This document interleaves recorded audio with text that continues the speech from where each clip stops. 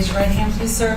Do you swear or affirm the testimony you will give today in the matter of the state of Georgia versus Jose Ibarra will be the truth, the whole truth, and nothing but the truth, so help you God? I do. Thank you. Please take a seat and spell your first and last name for Madam Court Reporter.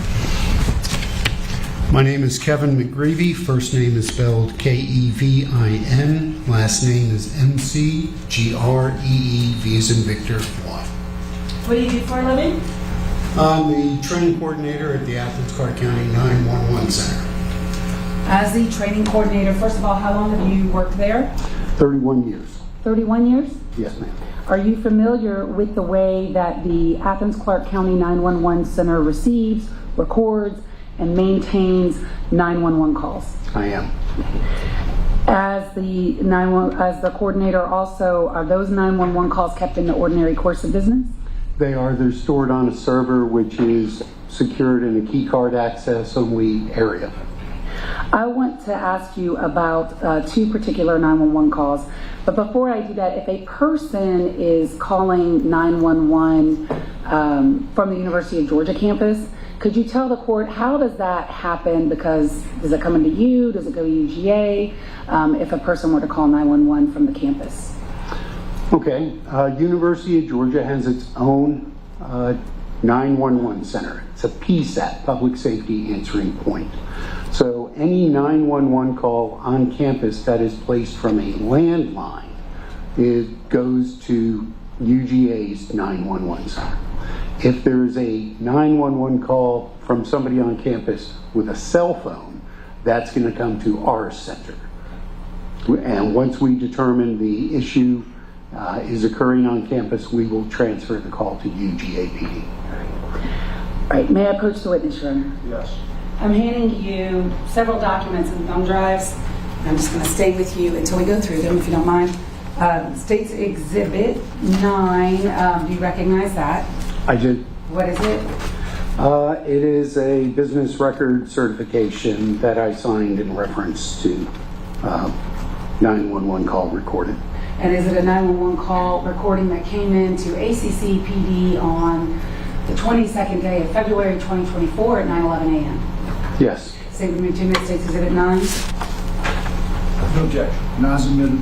Can you tell us for the record what phone number, when a person calls 911, do you all capture the phone number? Yes, the phone number. And what was the phone number that made that 911 call at 911? 77077. State's Exhibit 10, what is that? This is a copy of the phone call.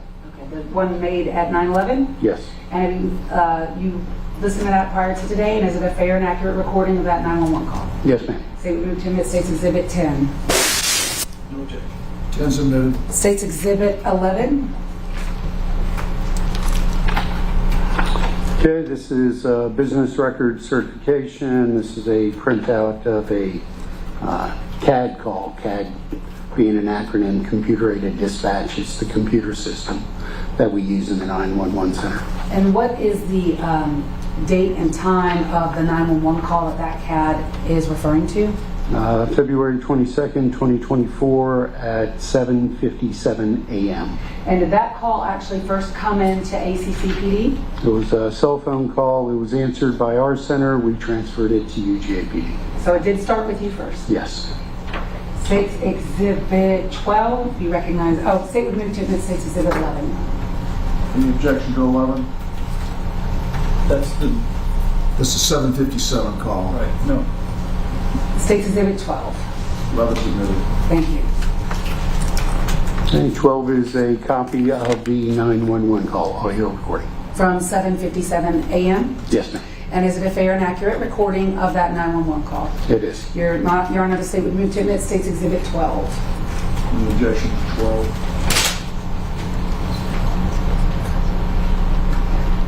Certification, I think 12 is the recording itself. Is that correct? Sorry, yeah, I got it. Okay. No objection. Admitted? Admitted. Okay. And then there are 2 additional exhibits that are stipulated by the parties. So this would be our first stipulation. It's marked State's Exhibit 13. It is signed by myself and counsel for the defendant. And it is a stipulation that reads as follows. The 911 call made by Laken Riley's telephone on the 22nd day of February 2024 at 9:11 a.m. was sent to the FBI laboratory in Quantico for enhancement. The audio call is consistent with a 911 recording, and analyst Alicia Hiller used a multimedia processing procedure in an effort to enhance the call. Ms. Hiller noted there is a constant STEM system noise present in the background throughout the recording. Occasional impulsive and rustling noises are heard in the background, as well as intermittent sounds consistent with birds chirping, or bird in parentheses. There are a few areas that may contain voice or voices at approximately 22 seconds, 48 seconds, and 55 seconds. The potential areas of speech are unclear. A musical sound of some sort is also heard in the background at 25 seconds, mostly overlapping with the dispatcher's voice. So that is a stipulation by the parties, which is States 13. And then finally, States Exhibit 14 is a copy of the enhanced 911 call. And so for the purposes of this witness, we have agreed, so the court won't have to hear this 911 call twice for the record, we are going to play the enhanced version by the FBI for the record at this time, which would be States Exhibit 14, which I would need to admit at this time and request permission to publish. Do y'all want to be heard on 13 or 14? Yes, sir. Okay. They're for stipulation. I'll hear it whenever you're ready. Yes, sir. So now, for the record, the state will publish States Exhibit 14, which is the enhanced 911 call made at 9:11 a.m.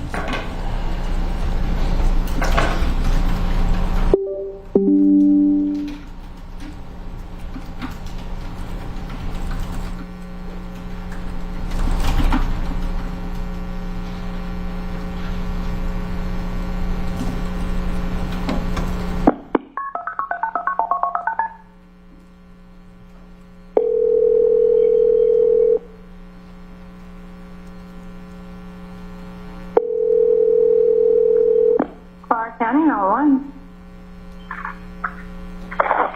Hello, this is Clarke County 911. Hello, Clarke County 911. Can anyone hear me?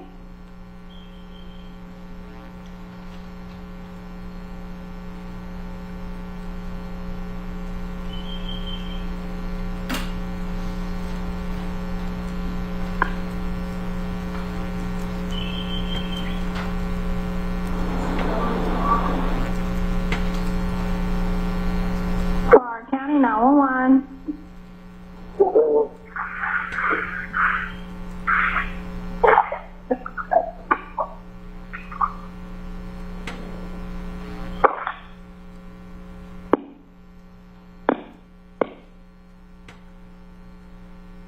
Mr. McCreevy, I want to ask you about this 911 call. You told us what time it came in, and we hear an enhanced version of the call. Did 911 hang up on the caller, or did the caller hang up on 911? The call was ended by the caller's phone. After the call was ended by the caller, did dispatch attempt to call the caller back? Yes. And what happened to that call? No answer.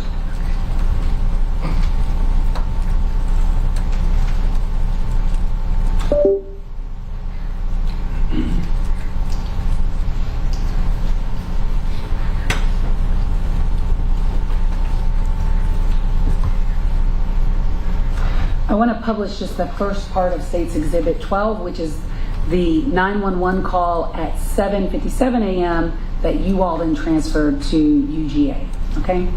And so with court's permission, publishing parts of States 12. The remainder, for the record, Your Honor, of States 12 will be published through the witness, Tejaswi Sarawati.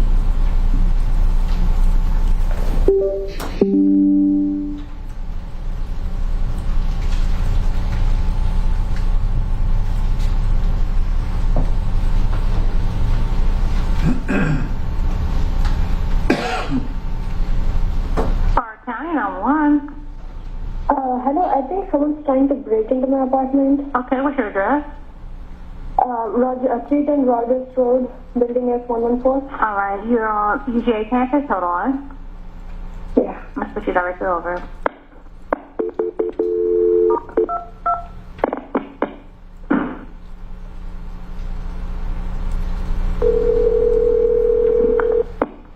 University 911, what's location of your emergency? Clarke County was. Go ahead, ma'am. Okay, so is that the transfer that we just heard at 30 seconds or 31 seconds in the State's Exhibit 12? Yes. That's ACCPD transferring to UGA? Yes, ma'am.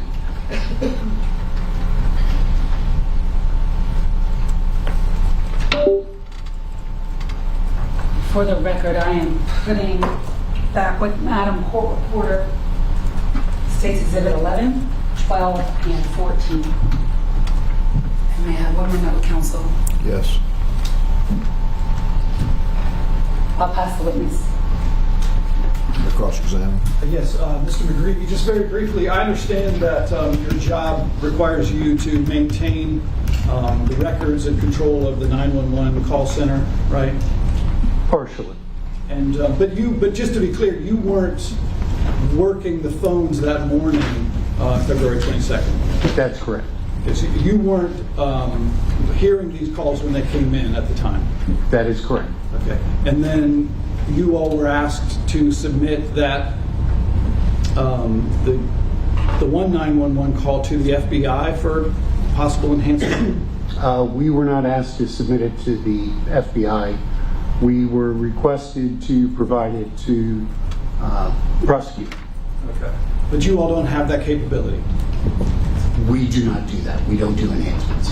And then and any analysis of the phone from which the 911 call originated at 9:11 that morning, that would be done somewhere else. Y'all don't do that. Has nothing to do with us.